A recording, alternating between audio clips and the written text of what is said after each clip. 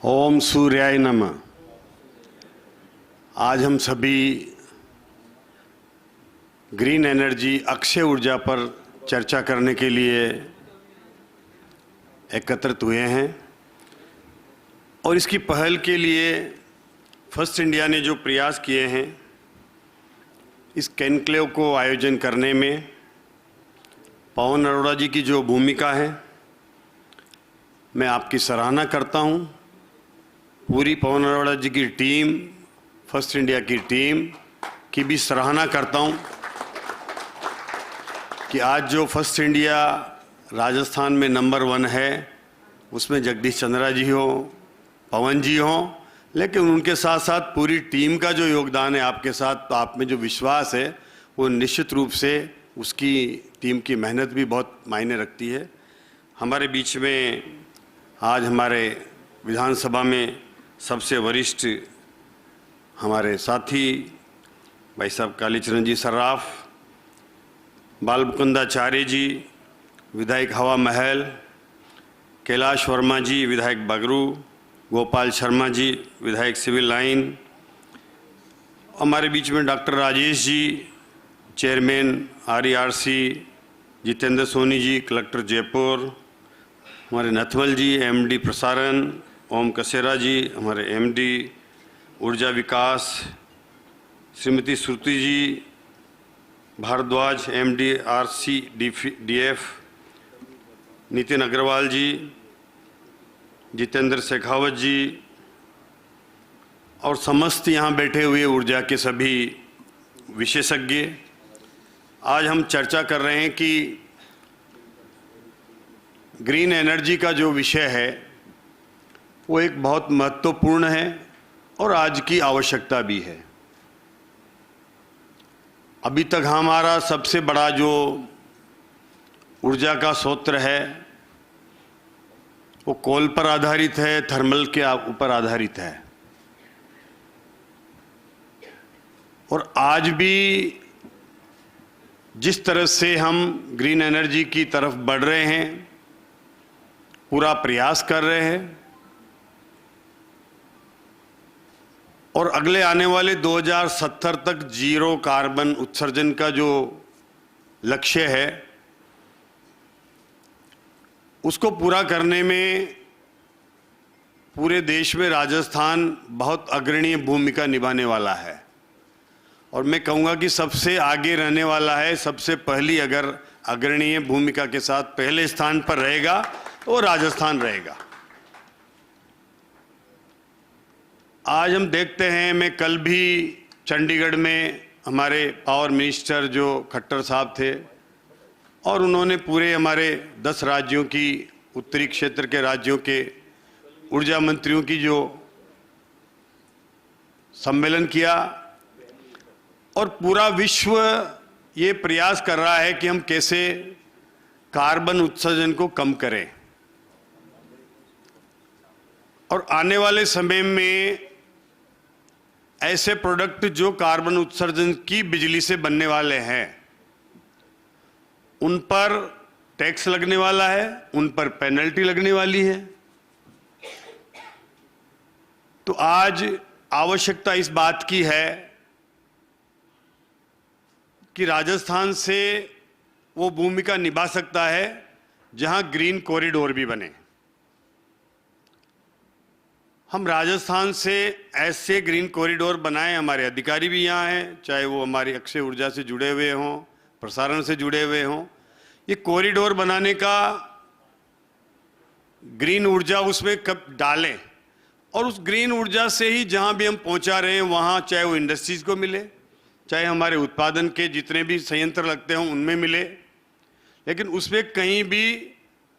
Thermal power की ऊर्जा inject ना हो, वो ग्रीन कॉरिडोर होगा।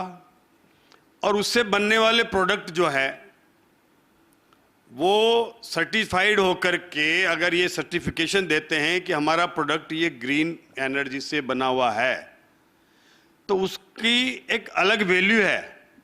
और आने वाले समय में ग्रीन एनर्जी से बने हुए प्रोडक्ट को एक्सपोर्ट होना उसमें कंपलसरी हो जाएगा। कोई इंपोर्ट नहीं करेगा हमारे प्रोडक्ट को जब तक वो ग्रीन से बना हुआ नहीं है। इस तरह की कार्बन उत्सर्जन को कम करने की योजनाएं वैश्विक स्तर पर जो चल रही है और उसमें हमें आगे बढ़ना है, तो निश्चित रूप से ग्रीन एनर्जी की भूमिका बहुत महत्वपूर्ण रहने वाली है। कई देश ऐसे हैं जहां पर आज भी अगर बिजली के 1 यूनिट की कीमत अगर 6 रुपये है और वो अगर ग्रीन एनर्जी को उपयोग नहीं कर रहे हैं, कोई प्रोडक्ट बना रहे हैं, तो उन पर 10 रुपये से भी ज़्यादा टैक्स लग रहा है। तो 6 रुपये एनर्जी का कॉस्ट आ गया, 10 रुपये टैक्स का कॉस्ट आ गया। इस तरह की योजनाएं विश्व स्तर पर चल रही है और ये हमारे यहाँ भी आने वाली आगे जा करके, उसको हम भी अडॉप्ट करने वाले हैं कि हमारे प्रोडक्ट अधिकतर ग्रीन से बने, ग्रीन कॉरिडोर बने। तो ये सब चीज़ों पर जब आज विचार चल रहा है तो ग्रीन एनर्जी की बहुत भूमिका आगे जा कर के रहने वाली है। अब हमें जो ग्रीन एनर्जी है उसमें चाहे वो पवन ऊर्जा हो, चाहे वो सूर्य से बनने वाली ऊर्जा हो, चाहे वो ग्रीन हाइड्रोजन से बनने वाली हो, या फिर हमारे जो बायोगैस बायोमास से जितने भी और दूसरे सोर्सेज है, या फिर हाइड्रो प्रोजेक्ट है उनसे बनने वाली हो, तो उसकी कहीं न कहीं कुछ स्टेबिलिटी उतनी नहीं होती जितनी थर्मल की होती है। तो थर्मल का कोई न कोई हमें ऐसा दूसरा सब्स्टिट्यूट लाना है, तो वो उसका सब्स्टिट्यूट आने वाले समय में केवल परमाणु ऊर्जा का होगा, जिसको हमें आगे बढ़ाना होगा। और वो परमाणु ऊर्जा के लिए भी राजस्थान में आज 8 यूनिटें हमारी राउतभाटा में RAPP की चल रही है, 2 यूनिट हमारी माही प्रोजेक्ट बांसवाड़ा में आ रही है। और राउतभाटा में भी कल हमसे पावर मिनिस्टर जी ने पूछा कि हम 2 यूनिट और राजस्थान में लगाना चाहते हैं, वो जगह कहाँ होगी? तो उसके लिए सबसे बेटर साइड वही है जहाँ राणा प्रताप सागर RAPP की और यूनिट वहाँ संभावनाएं हैं। तो मैंने उनको प्रस्ताव दिया है कि आप 2 यूनिट वहाँ लाएंगे, हमारे पास पानी की वहाँ कोई कमी नहीं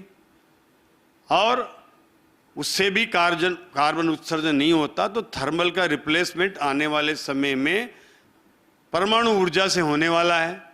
जिससे हमें पर्यावरण की क्षति नहीं होगी। और इस पर बहुत बड़े लेवल पर हमारी केंद्र सरकार काम कर रही है, कंपलसरी कर रही है कि हर स्टेट कार्बन उत्सर्जन कम करने के लिए थर्मल की जगह अगर उनके पास सोलर और दूसरे सब्स्टिट्यूट नहीं है तो परमाणु ऊर्जा पर जाए, वो संयंत्र भी लगाएं।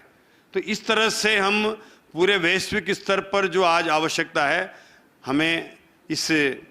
अक्षय ऊर्जा की, ग्रीन एनर्जी की, उसकी पूर्ति करने के लिए हमारे देश के प्रधानमंत्री जी ने जो लक्ष्य दिया है उसको पूरा करने में राजस्थान भी निरंतर प्रयासरत है। और राजस्थान का लक्ष्य मेरे से पहले सभी पवन जी ने बताया, हमारे गोपाल जी ने भी बताया, नथमल जी ने बताया, सब विषय बता चुके हैं कि हमें 2030 तक आज लेके और 125 गीगावाट तक जाना है। तो मैंने कल ही उस हमारी ऊर्जा मंत्रियों के सम्मेलन में उनसे ऊर्जा मंत्री देश के खट्टर साहब से कहा कि अभी तक आप ने जो लक्ष्य दिया है 125 गीगावाट का, उसके लिए यहाँ से ट्रांसमिशन की जो आवश्यकताएं हैं वो लगभग 36 गीगावाट का ट्रांसमिशन अभी पाइपलाइन में है, या तो पूरा हो गया है या होने वाला है, लेकिन अभी भी 79 गीगावाट की हमें और ट्रांसमिशन की यहाँ से आवश्यकता है। जो पावर यहाँ बनने वाली है, जो प्रोजेक्ट यहाँ लगने वाले हैं, जो MOU यहाँ हुए हैं हमारे राजस्थान में अभी आने वाली इस हमारे जो कार्यक्रम में, वो तो उसका लगभग 26 लाख करोड़ के MOU जो हुए हैं राजस्थान में, उसमें अधिकतर लोग राजस्थान में सोलर लगाना चाहते हैं और उसकी बहुत ज़रूरी है कि यहाँ से पावर एवोकेशन के लिए ट्रांसमिशन की बड़े स्तर पर हमें ज़रूरत है। और उन्होंने कहा है कि इसके लिए हम चिंता करेंगे कि कैसे इसको और तेज़ गति से आगे बढ़ाया जाए, ये प्रोजेक्ट रुके नहीं, ताकि हम अपनी ज़रूरत के साथ साथ पूरे देश की आवश्यकताएं पूरे करने में राजस्थान बहुत बड़ी भूमिका आने वाले समय में निभाने वाला है। इसके लिए बहुत आवश्यकता है कि यहाँ ट्रांसमिशन का हमारा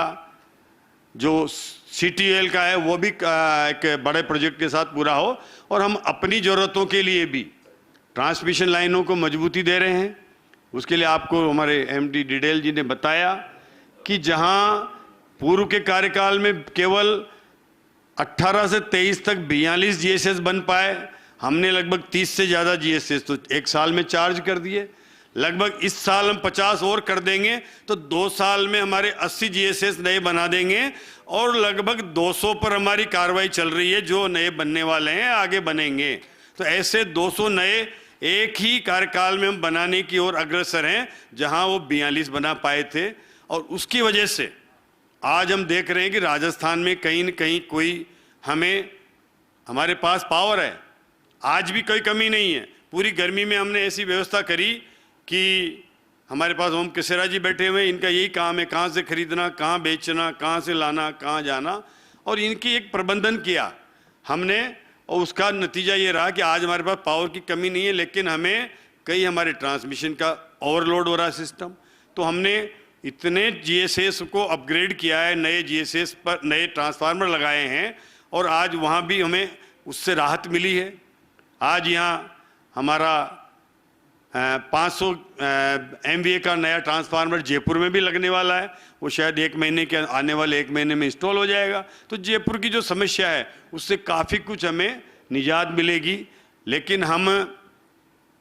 जो लक्ष्य दे रखा है हमें, उस पर आगे बढ़ने में निरंतर हमारे मुख्यमंत्री जी भजन लाल जी के नेतृत्व में प्रयास कर रहे हैं। और आप सब देखते होंगे, जब भी हमारे मुख्यमंत्री जी जयपुर जाते हैं, दिल्ली जाते हैं, लगातार वो इस क्षेत्र की चिंता करते हैं कि हमें कैसे ज़्यादा से ज़्यादा पानी राजस्थान को मिले,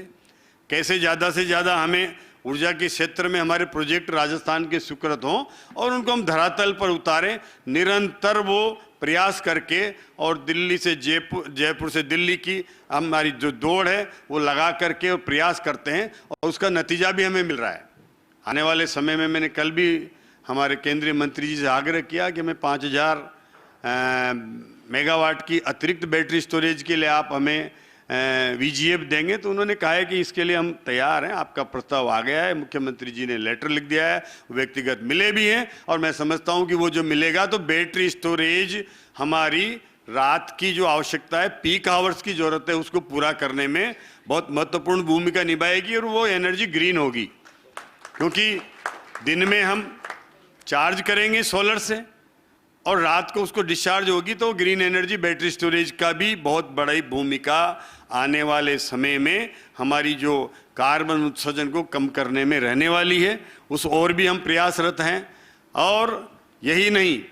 पंप स्टोरेज है, उसकी कई साइडें हमने सेलेक्ट करी है, उसके लिए भी हम आगे बढ़ रहे हैं। हमने नीति बनाई है, एकीकृत ऊर्जा नीति बनाई है। पंप स्टोरेज के लिए भी हम आने वाले समय में उसकी भी आगे बढ़ा रहे हैं कि जो पंप स्टोरेज के लिए वो चार्ज होगा वो दिन में सूर्य की बिजली से होगा, और जब हमें पावर की ज़रूरत होगी तब उसको डिस्चार्ज करेंगे, वहाँ से ऊपर से जब पानी छोड़ेंगे तो वो हमें रात के समय मिलेगी। उसमें भी हमें सोलर, हमारी जो थर्मल की डिपेंडेंसी वो भी कम होगी, और हमें पीक आवर्स में लाइट मिलेगी। तो इस तरह के कई प्रयास राजस्थान सरकार कर रही है, हमारे देश की सरकार कर रही है। और लगातार हर राज्यों पर मैंने देखा है, मैं जहाँ भी जाता हूँ, केंद्र सरकार का दबाव रहता है कि आप ग्रीन ऊर्जा की ओर जाएं, कार्बन उत्सर्जन कम करें। और इसके ऊपर आज जो एक एनक्लेव फर्स्ट इंडिया ने रखा है, निश्चित रूप से एक बहुत महत्वपूर्ण विषय भी है, और आने वाले भारत की, हमारे देश की आवश्यकता भी है, जरूरत भी है। हमें इसको जरूरत को पूरा करने के लिए निश्चित रूप से प्रयासरत भी है, और इसको आगे बढ़ाने में आपकी भूमिका जो आज है वो महत्वपूर्ण। दिन भर आप मंथन करेंगे, यहाँ विशेषज्ञ यहाँ आए हैं, उनमें भी मंथन होगा, और इसको लेकर के जो भी आपके मंथन में से क्रीम निकलेगा वो हमें आप प्रेषित करेंगे, उस पर हम विचार करेंगे कि निश्चित रूप से जो आप बैठे हुए हैं विशेषज्ञ, उसका मंथन से जो हमें रिपोर्ट मिलेगी, हम उस हर अच्छे काम करने के लिए आज राजस्थान में आप देखिए कि ऊर्जा के सेक्टर के कोई ऐसे प्रोजेक्ट नहीं है जिस पर राजस्थान सरकार काम नहीं कर रही हो। हर प्रोजेक्ट पर हम काम कर रहे हैं, हर तरह की नीति पर हम काम कर रहे हैं, तो वो आज उसका लाभ भी हमें मिल रहा है। और आने वाले समय में लॉन्ग टर्म प्रोजेक्ट भी हम लेकर के आएंगे। जैसे अभी मैं चर्चा कर रहा था कि एटॉमिक पावर, इस प्रोजेक्ट को लाने में कम से कम 10 से 12 साल लगते हैं। और हरियाणा के मंत्री जी तो मुझे कल वहाँ बता रहे थे कि साहब 17 साल तो हो गए, वो प्रोजेक्ट जो उनका सैंक्शन हुआ था 17 साल हो गए और लगभग 10 साल और लगेंगे। एटॉमिक पावर के इतने कोई जो वो क्लियरेंस में लगता है टाइम, उसको धरातल पर उतारने में 10 से 12 साल 11 साल तो उसके निर्माण में लग जाते हैं क्लियरेंस के बाद भी। तो ऐसी प्रोजेक्ट लॉन्ग टर्म प्रोजेक्ट है, उनको भी हाथ में लेकर के आगे बढ़ाने की ज़रूरत है, जो आज हमारे देश की आवश्यकताएं हैं। और मैं आपको ये कहूँगा कि हमारे विधायक बंधु जो हैं ये बैठे हैं,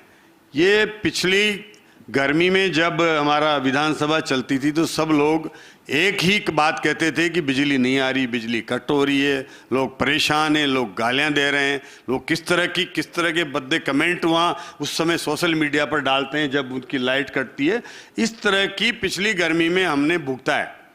लेकिन इस बार की गर्मी कैसे निकली है वो, और इस बार का रबी का किसानों का सीजन कैसा गया है, ये आपने देखा है कि कहीं वही विधायक जो लड़ने के लिए आते थे अब ये कहने वाले बहुत बहुत धन्यवाद, इस बार जो किसानों को बिजली मिली है वो आज तक कभी नहीं मिली उतनी बेहतर तरीके से बिजली बिना ट्रिपिंग के, और वो भी अधिकतर समय दिन में मिली है।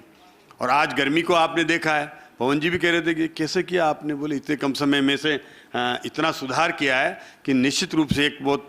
सबके लिए आश्चर्यजनक है। तो ये इस सुधार में मैं, मेरे से पहले डिडेल जी ने, हमारे ओम कशेरा जी ने भी याद किया, और उसमें हमारे मुख्यमंत्री जी भजन लाल जी का विज़न, उसको धरातल पर उतारने में आलोक जी की मेहनत निश्चित रूप से रही है। स्वर्गीय आलोक जी आज हमारे बीच में नहीं है, लेकिन उनको याद करके और उनका जो लक्ष्य होता था, उनका जो विज़न होता था और काम करने की जो उनको मन में जो ठान लेते थे, तो उसको हर किसी से वो भिड़ करके उस काम को कराने में निश्चित रूप से धरातल पर उतार देते। दिल्ली बोले नहीं करेंगे, कैसे नहीं करेंगे, मैं जाऊंगा बात करूंगा, कैसे नहीं करेगा, ऐसे मतलब उनका एक अलग तरीके का काम कराने का सोच था। और ये उसका निश्चित रूप से राजस्थान को कई प्रोजेक्ट वो लेकर के आए हैं यहाँ। मैं पहली बार आपको बताऊं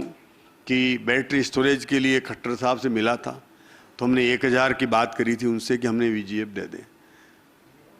उनके पहले RK शर्मा जी, RK सिंह जी थे, हाँ उनकी, तो उन्होंने कहा बोले 1000 थोड़ी मिल सकता है जी, 500 तक मिल जाएगा, आप देख लेना, हम कोशिश करेंगे। लेकिन हमने लगातार प्रयास किया। आलोक जी ने कहा था 1000 क्यों नहीं, हम तो 2000 लेंगे, बोले इनसे,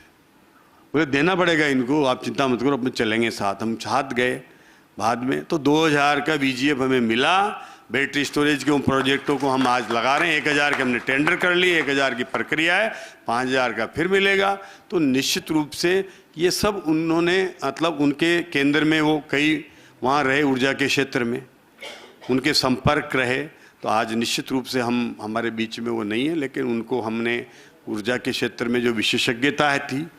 वो उसका लाभ इस 1.5 साल में, 1.25 साल में इस विभाग को मिला है। और मैं ईश्वर से इस कनकलेव में यही प्रार्थना करता हूँ कि आलोक जी को वो अपने चरणों में स्थान दे, और उन्होंने जो मेहनत करी है, जो परिश्रम किया है, हम उसके परिश्रम को आगे बढ़ाएंगे ताकि ये राज्य देश का सर्वश्रेष्ठ ऊर्जा के उत्पादन में राज्य बने और देश में योगदान दे। बहुत बहुत धन्यवाद। जय हिंद, जय भारत। अभी जैसा माननीय मंत्री महोदय ने कहा और ऊर्जा विभाग के अधिकारियों ने कहा, स्वर्गीय श्री आलोक की भूमिका को सभी लोग बहुत ही दिल से याद कर रहे हैं और उनकी सराहना कर रहे हैं। तो अभी कार्यक्रम की अगली कड़ी में जब ये अवार्ड सेरेमनी हो जाएगी, उसके बाद मैं रिक्वेस्ट करूंगा श्वेता सबको 2 मिनट के मौन के लिए, उनकी आत्मा की शांति के लिए और उनको श्रद्धांजलि स्वरूप हम इस कार्यक्रम में और सार्थक हो जाएंगे, उनके लिए हम मौन रखेंगे। Thank you. बहुत शुक्रिया हीरालाल नागर जी, क्योंकि जिस तरह से आपने